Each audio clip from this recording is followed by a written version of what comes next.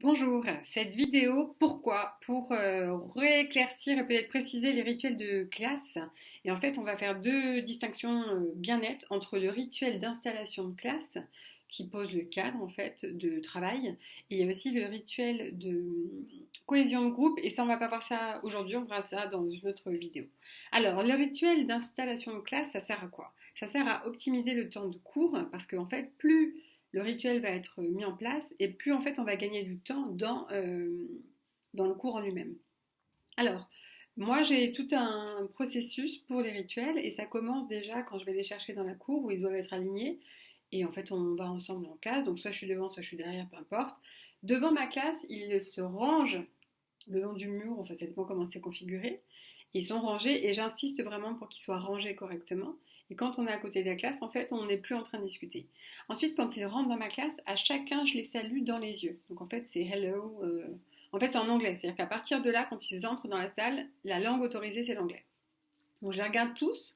Pourquoi je les regarde tous? Parce qu'en fait, ceux qui entrent avec une mine pas très... Comme ça me permet de voir la température. Et surtout, celui qui a l'air un peu énervé ou qui pousse tout le monde dans le rang, je le fais aller derrière. Une fois que tout le monde est rentré, je vois avec lui s'il est en état de rentrer. C'est-à-dire que je vois, ok, tu as l'air un peu énervé, est-ce que tu es prêt à travailler? Et du coup, ça désamorce quelque chose qui pourrait exploser pendant le cours.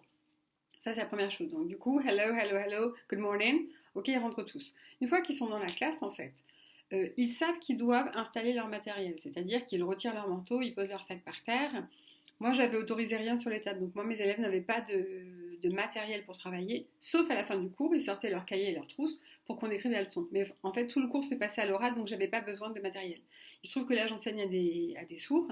Et en fait, pour les sourds, ils ont le droit de sortir leur matériel. Et en fait, ils ont besoin de leur ardoise surtout pour communiquer. Donc, la règle a un peu changé, mais ça change rien. C'est-à-dire qu'ils doivent s'installer. Et ça doit être acquis. C'est-à-dire que normalement, un élève pour qui le rituel est bien clair, en fait, moi, je fais. Ça veut dire que tu as 5 secondes pour te mettre en ordre, en fait. Avant, je disais 5, 4, 3, 2, 1, countdown. Et du coup, je regardais l'élève en question. Et à ce moment-là, il retire son manteau, tout ça.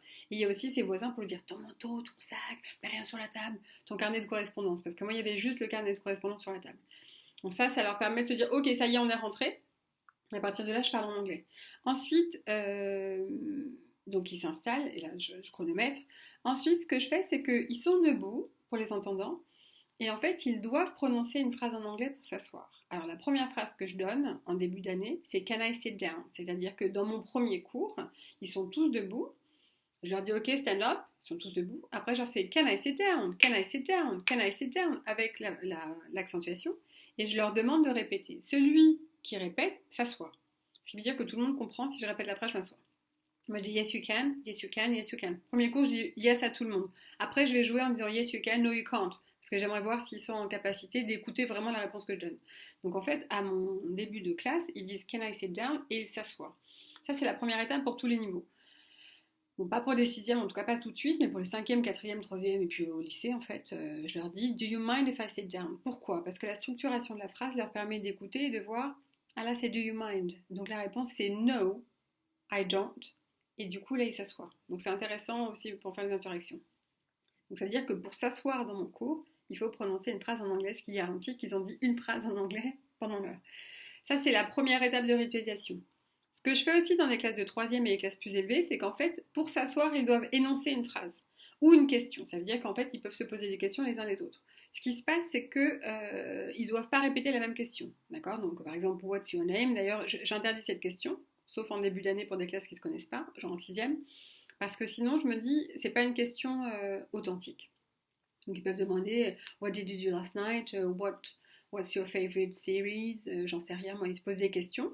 En fait, celui qui pose la question, s'il l'a bien posée, ben, il s'assoit. Si elle est fausse, en fait, je dis correction et quelqu'un donne la correction de cette question. Une fois que la personne l'a bien répétée, elle peut s'asseoir.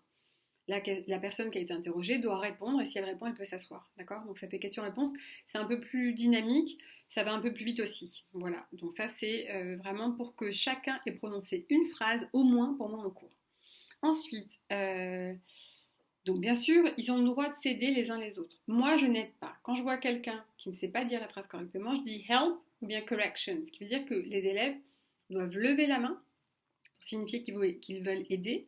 Et c'est l'élève qui est en difficulté qui choisit celui qui va l'aider. D'accord? Donc c'est pas forcément celui qui lève la main tout le temps. Il peut aussi demander à quelqu'un qui lève pas la main.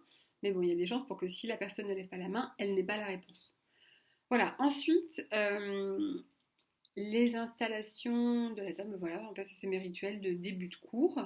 Le cours se passe donc à l'oral, où je fais beaucoup de répétitions, d'écriture des phrases au tableau. J'efface les phrases pour qu'ils me le redonnent et je les réécris pour faire de la mémorisation visuelle et auditive.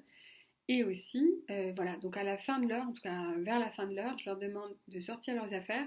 À ce moment-là, moi, je commence à parler français, d'accord? C'est-à-dire que du coup, là, on est on prend le cours sur son cahier. Et à ce moment-là, ils écrivent le cours sur leur cahier.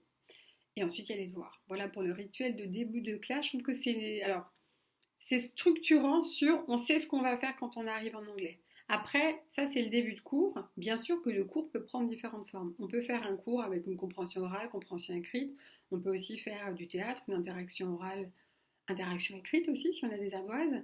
Et en fait, ça peut ressembler à tout après le cours. C'est juste le début du cours. Les élèves, ils arrivent et ils savent que, ok, en cours d'anglais, on fait comme ça, comme ça. Ce qui veut dire que ça les fait switcher dans un environnement de travail et ça les met au travail. Voilà.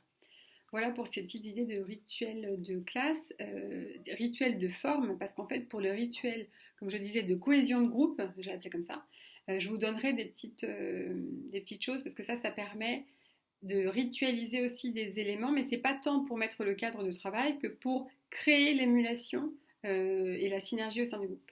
Voilà, j'espère que ça vous a aidé. Si vous avez des questions, des commentaires, n'hésitez pas en bas à marquer les commentaires, tout ça.